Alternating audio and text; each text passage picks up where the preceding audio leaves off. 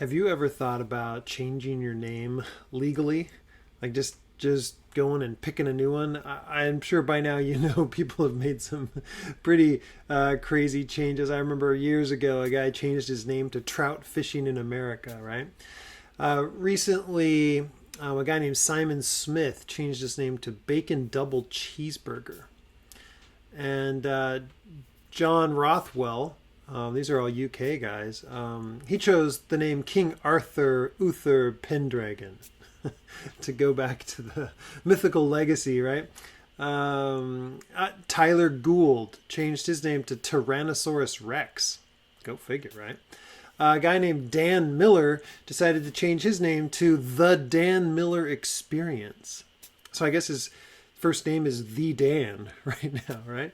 A guy named George Garrett calls himself legally now Captain Fantastic, faster than Superman, Spider-Man, Batman, Wolverine, Hulk, and the Flash combined.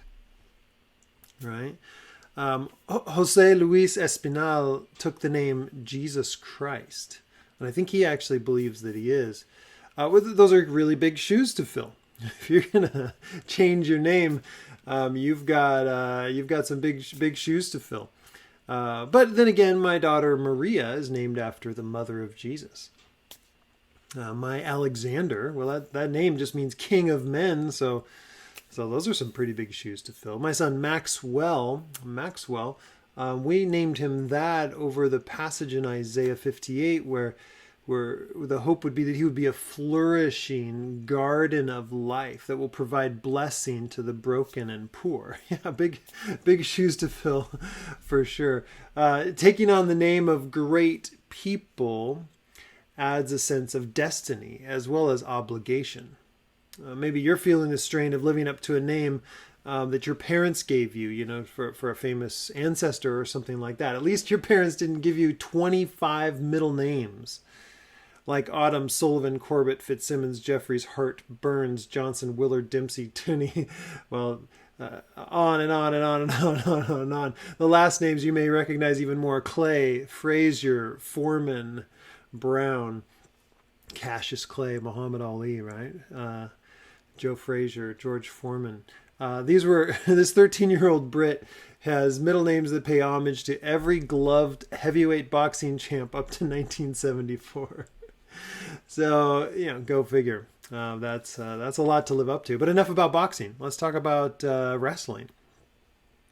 Actually, we're going to shift our attention to the biblical patriarch, right? The father of the nation of Israel, Jacob, and his wrestling match with a strange figure that resulted in his name change, which is then still the name that his people have to this day. And it's a curious name at that. But that new name would describe the relationship of Jacob, now Israel, to his God, but also the continuing relationship that God has with the nation of Israel.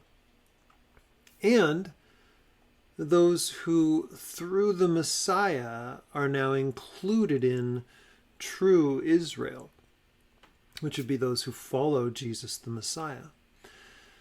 So here's the setting. Jacob had fled after stealing his brother's blessing. We kind of looked at some of that backstory last week.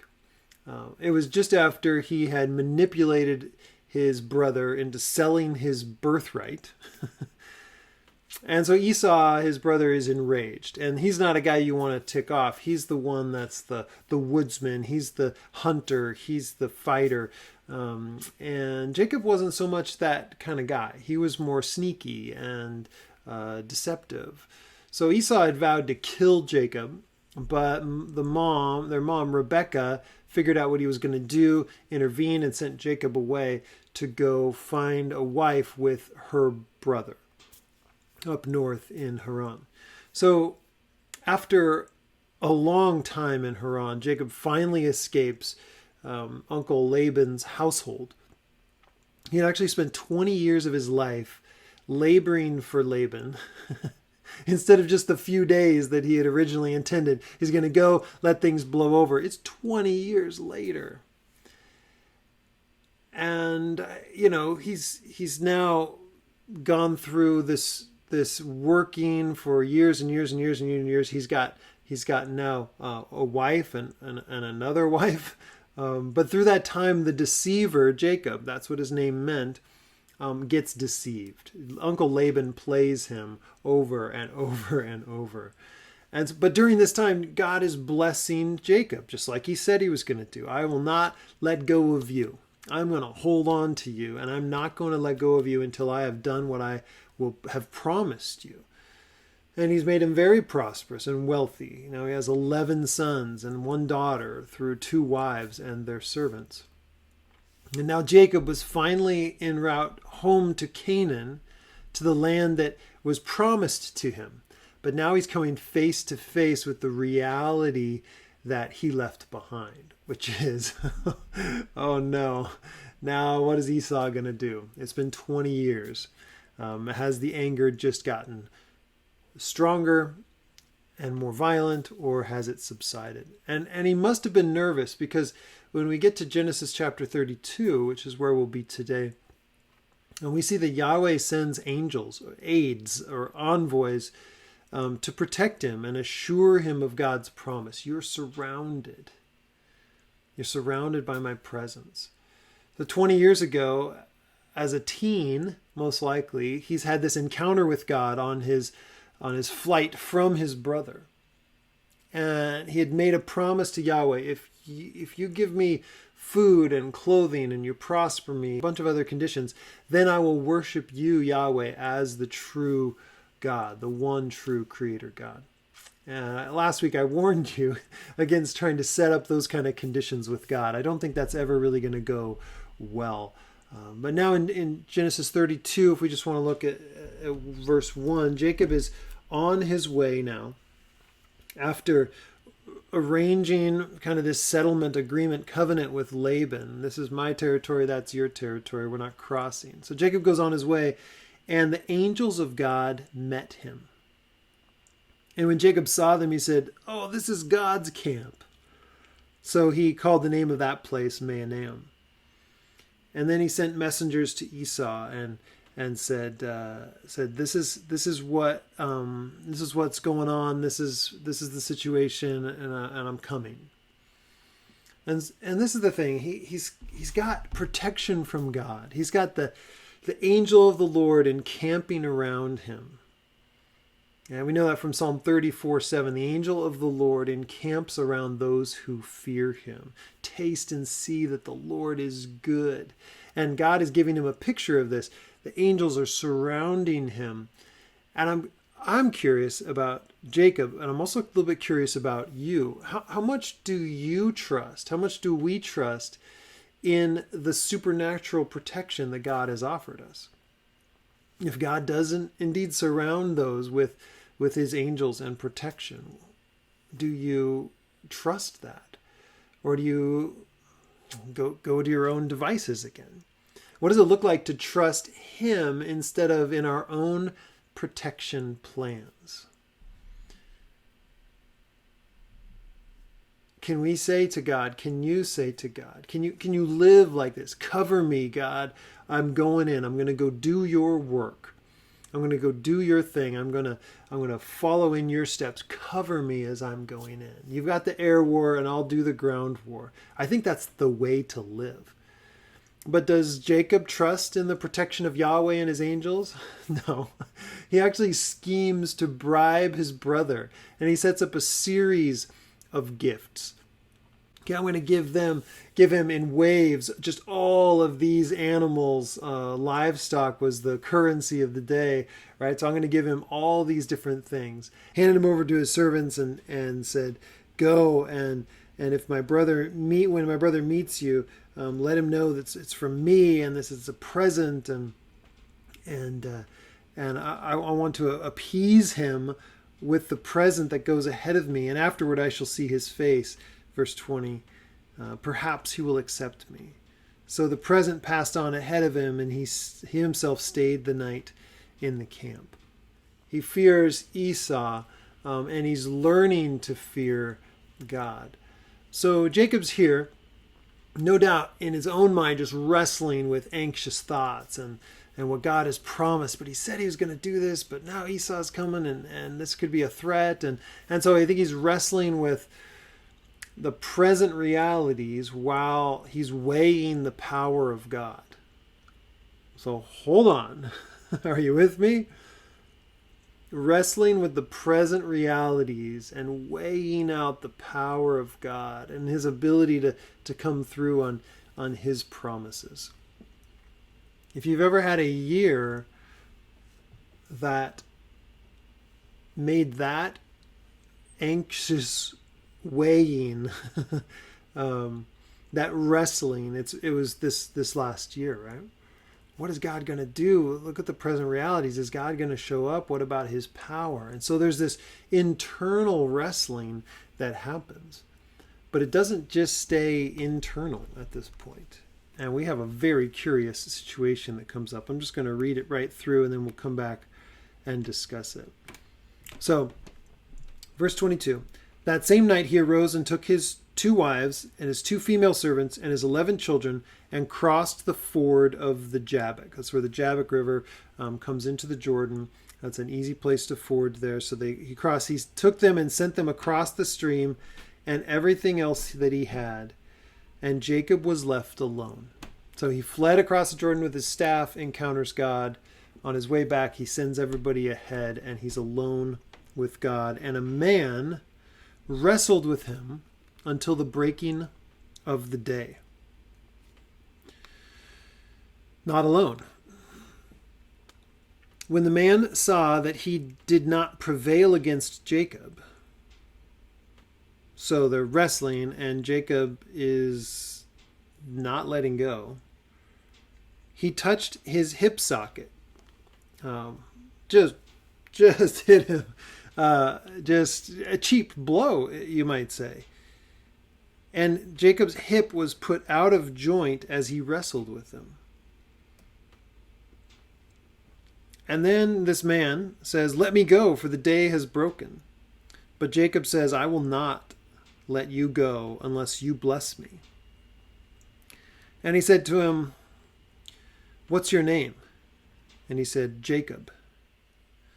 Then this man said, "Your name shall no longer be called Jacob, but Israel, for you have striven with God and with men and have prevailed." Then Jacob asked him, "Please tell me your name." But he said, "Why is it that you ask my name?" And there he blessed him. So Jacob called the name of the place Peniel, saying, "For I have seen God face to face, and yet my life has been delivered." The sun rose upon him as he passed Penuel, limping because of his hip. Therefore, to this day, the people of Israel do not eat the hip or eat the sinew of the thigh that is on the hip socket, because he touched the socket of Jacob's hip on the sinew of his thigh. How very strange. How very strange. He names the place Peniel because he's come face to face with God. He's encountered the face of God. And so to encounter the face of God is to be in his presence. And yet God shows up as a man wrestling. That's a curious thought, isn't it?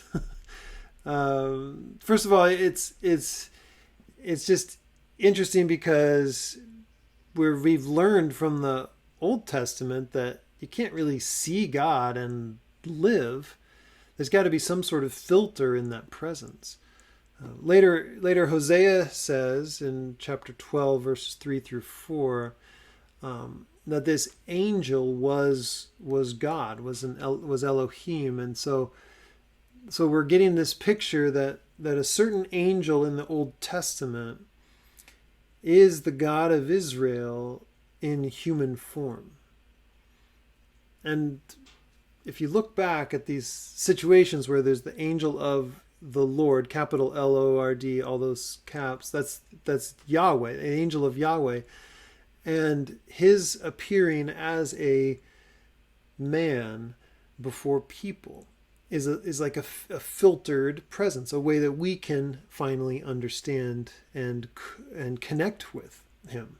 Although wrestling, it doesn't seem to be the way to do it. But before we discuss the wrestling, let's learn a word. Theophany.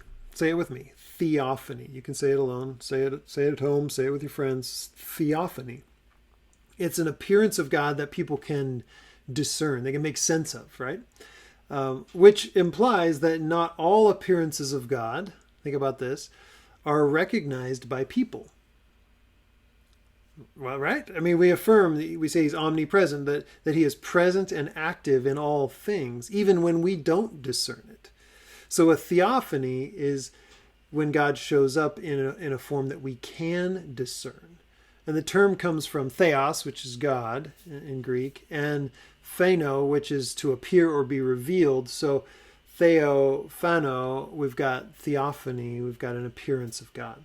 And people can't possibly process God's nature as spirit that he is. So a theophany allows God to make his presence known in a physical way that people can discern through their senses. That could be like the wind, the burning bush, where there's flames of fire, or in a physical form like the angel of Yahweh that we're talking about. So this unfiltered divine presence is gonna destroy you, right? Exodus 33:20 declares, "You cannot see my face, for no one may see me and live." But Jacob just said he saw him face to face, right? Because that's a filtered form. That's God taking an appearance so that we can interact with him. Deuteronomy 5:24. Yahweh, our God, has shown us his glory and his majesty, and we have heard his voice from the fire. Today we've seen that a person can live even if God speaks with them. So they're learning that, okay, God can interact with us in a way that doesn't just completely destroy us. And so theophany protects people as well as allowing for contact with God. That makes sense? So now we got this wrestling match. What is going on? Why is God wrestling with Jacob? It wasn't like Jacob went and started wrestling with people. God comes and starts this wrestling match. And your mind might be just going like mine is. Did it start as an argument?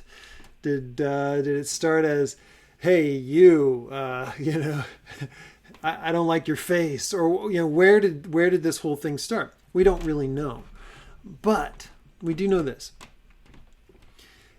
Jacob is a heel grabber, right? That's how he started out his life. He's grabbing the heel of his twin brother in the womb. He's always been trying to get first place, usurp, and all that.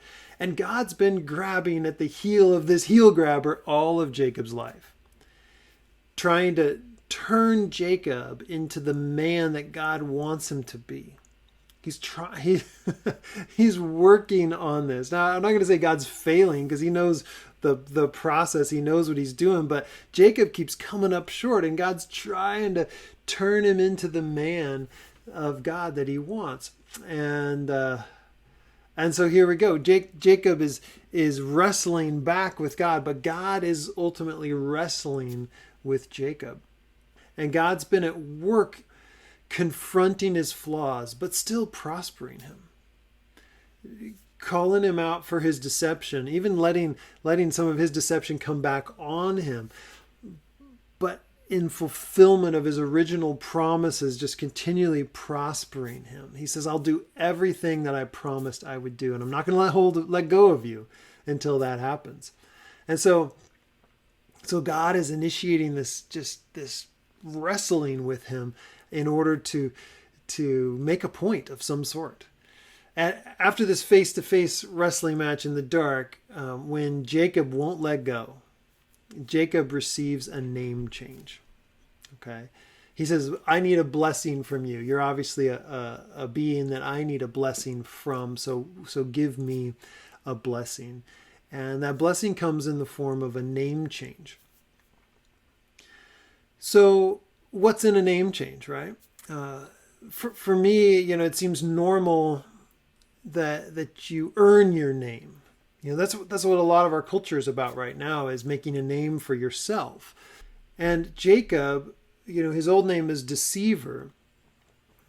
He has to be quick. He has to get ahead of everyone else now. And now what does he have? He has a limp. He's slowed down, and now he has to rely more on the promises of God. He's been very wily. He's been very, very sneaky. He's figured things out, and he's making things happen. And now he's super slowed down. And this name Israel, it doesn't necessarily mean he fights with God. If you tear apart the Hebrew there, it's more that God himself is fighting with him. So God fights, or God exerts himself, that sort of thing. And we are a people, tell me if I'm wrong, we're a people whose nature is to struggle with God to avoid becoming the people that we could be. I mean, he calls us, he gives us destiny, he calls us into things, and we're like, I don't know if I really want to do that. Who fight against God, even as he fights to change us and make us who we could be. God's struggling to continue to take us there. So Jacob's not a new man. God is still, he's set up, I'm going to continue to strive with you to make you the kind of person. But Jacob has learned a new level of reliance on God. He's had a tendency to rely on himself and his own resources, as Tremper Longman III says, but now he's come to rely more on God.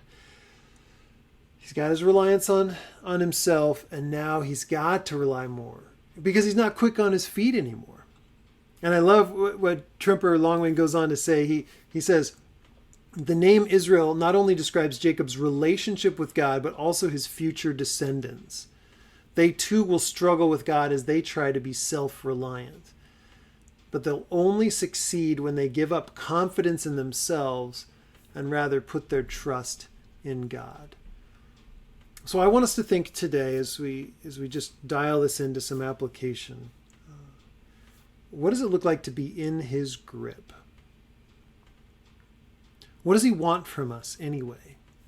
I just want to give you two categories of I think the kind of change that God is looking for as we pull out of this passage. He wants a change in character. He's pursuing a change in character. But as we see in the saga of Jacob, in these 20 years that God's been working with him and now fighting with him, struggling with him, wrestling with him, we see that he doesn't force a character transformation. Think about that. He doesn't force a character transformation. You probably asked him to just change me. He doesn't force it, but he is willing to make us limp. He doesn't force a character transformation, but he is willing to make us limp. Slow you down. And I wonder if you're still fighting against the person that God is calling you to be.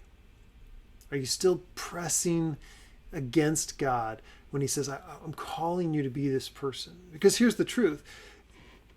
He's calling you to become who you already are in Christ. So if you're in Christ, you are a new creation. You have a new name, and he's asking you to become who you already are. Many of us think, well, I'm not good enough, and I can't possibly please God, and I just need to be less of myself. And he's saying, no, I need you to be the whole self that I'm creating you to be. I've already named you, and I've got a goal and a destiny for you. I need you to be more you. God is not worried that your desires are going to be too big. He thinks your desires are too small.